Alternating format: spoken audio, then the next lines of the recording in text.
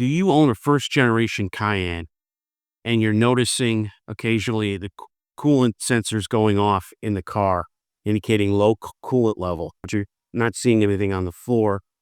In many cases, the expansion tank starts leaking, and mine is the culprit of that. So in this video, I'm going to take you through what you need to do to replace the coolant expansion tank on a first generation Porsche Cayenne. Let's get rolling.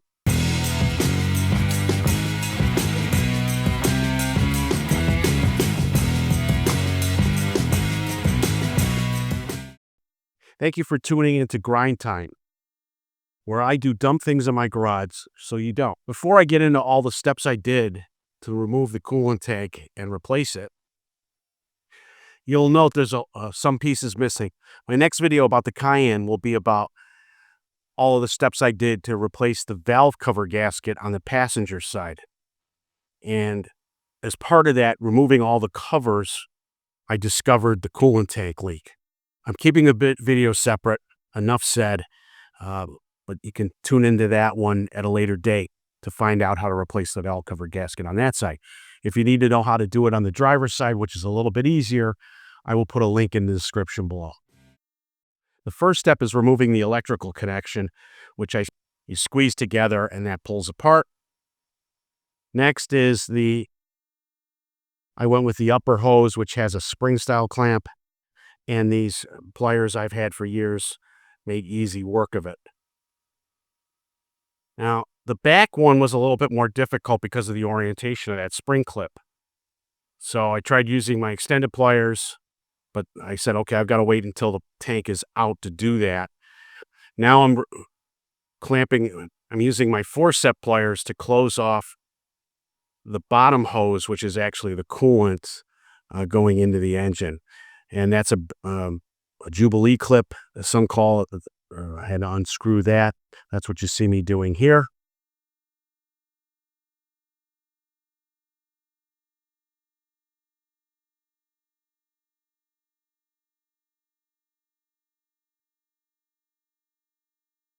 And now I'm using a 16mm socket.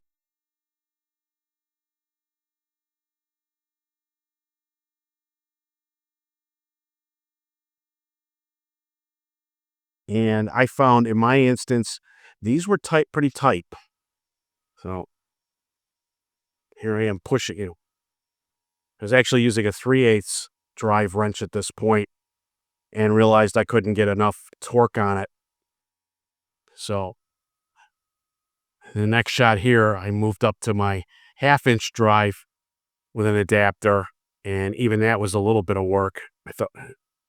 I wasn't sure what the orientation of this nut was, but eventually I got it, and you're about to see it. Here it goes. And here we have it. All right. And I've sped this up.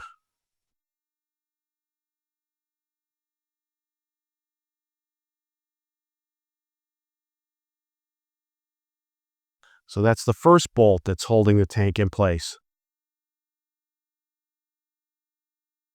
And here I am using my telescoping magnet to pull a bolt out. And you can see it's pretty substantial, 16mm with the washer. And that's what holds the tank in.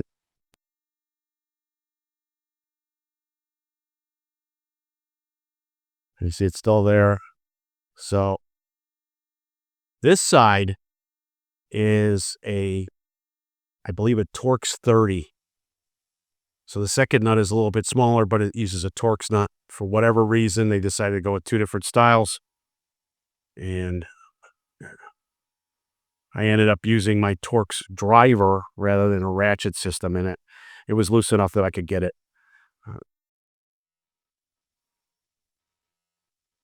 And again, I always like to use my telescoping magnet to pull the bolt out of a tight space like that, because invariably if it falls through, I'm wasting more time trying to find the thing in the engine cover or down on the floor.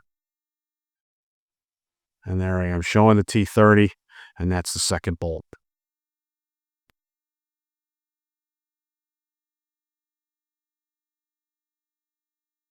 All right, next up was taking the already loosened hose, bottom hose with the coolant, And I have the sound off, but once the hose is off, you can hear it draining.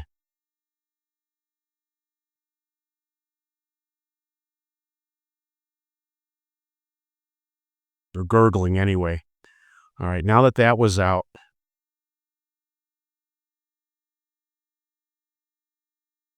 so once I took the hose off the tank, I was a little confused because the tank was not coming out, even though I had unbolted it. It just doesn't have enough room. And I quickly discovered the engine strut needs to be removed as well in order to facilitate that. So that required me taking first the air filter out. Again, the cover was already removed. Good time to look at my air filter. They're still good. And this is a 10mm bolt holding the back of the the passenger side air box to the engine compartment. And once I loosen that, put it in my magnetic bolt holder. Now it was a matter of pulling that box out. It's got to kind of wiggle it.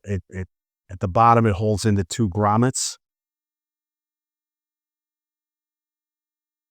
Oh, and here, what you see me doing with the screwdriver is there's a duct that comes in. It's very difficult to film it. So, but I'm using a flat-bladed screwdriver to pry off the hose at the bottom, the air inlet hose. And now I'm able to remove the box. And I'm just showing it. You could see a little bit of mud on it. I use this truck off-road, so soft roading, but you can see the dirt gets in there. Now it's a matter of, I believe this was a 13mm, and you can see the strut. There's a good shot. The engine bracket is already off because I was in the process of doing the valve cover gasket. Again, a different video that will be posted at a later date. And you have to get this bolt out. I believe that's a 13. And with that one out, I could get up on my step stool. And the other one holding the bracket to the unibody is a 16mm. And you could see it's held down as you would expect. It's an engine mount, technically, to stabilize the V8. That's got a little torque to it. Now you see it coming out.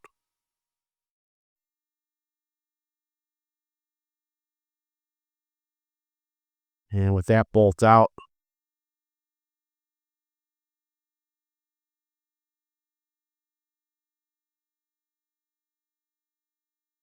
now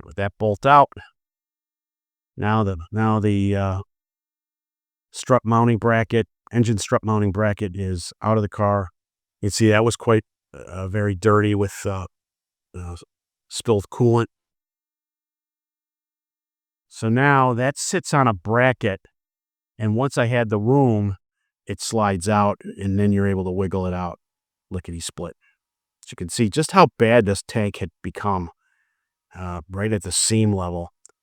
And now that gave me access to orient the tank to get to that clip that I couldn't do that was against the firewall. Your results may vary.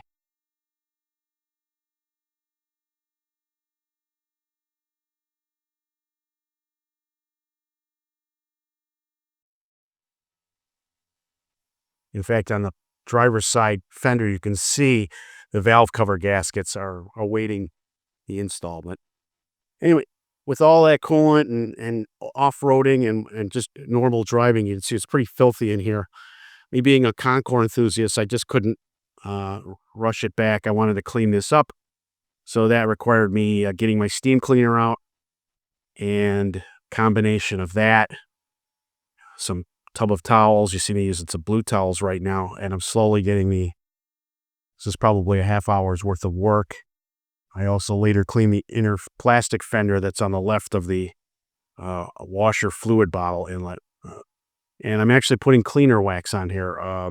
Mother's pure carnauba cleaner wax, clean up the area. And now that that's all done,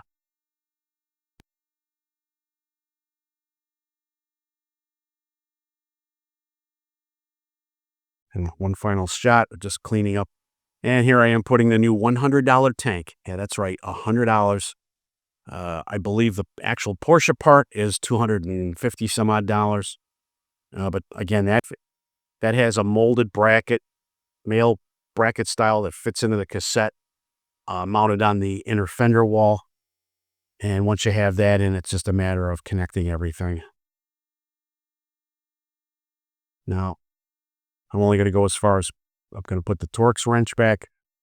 Now there's a good shot of me screwing in the Torx nut, and then on the other side, putting in the 16 millimeter nut.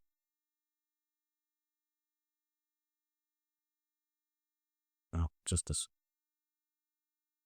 There in my hand is the 16 millimeter nut. I'm going to put that in, tighten it down.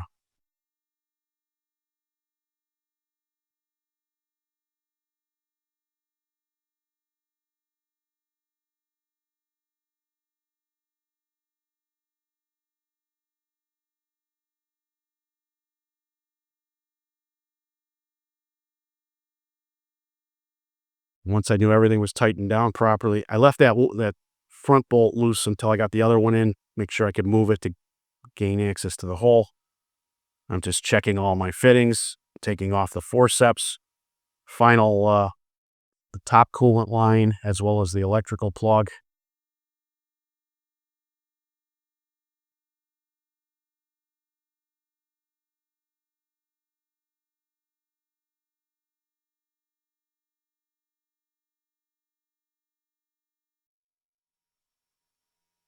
And once I was satisfied, there I am tightening down the Jubilee clip on the bottom hose.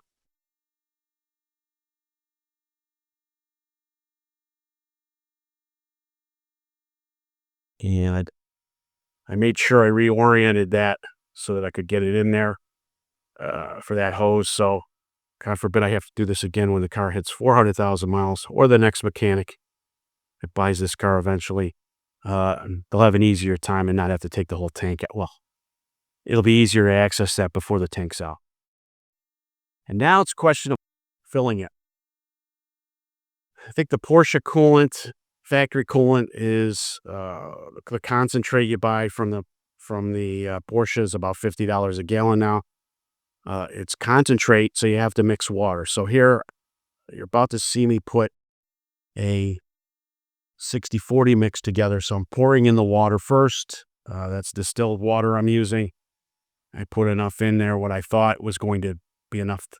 I calculated what the tank typically holds, did 40% of that, and then the rest of it I filled up to the, if you notice it, there's a yellow thing that says low or high inside the tank.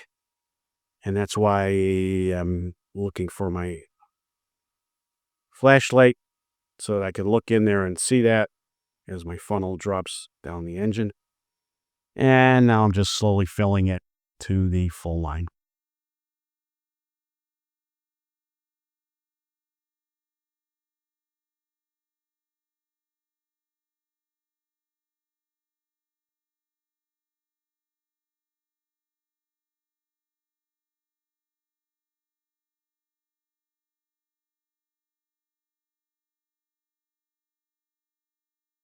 And there you have it. Just I'm putting the screw cap back on, wiping off any excess.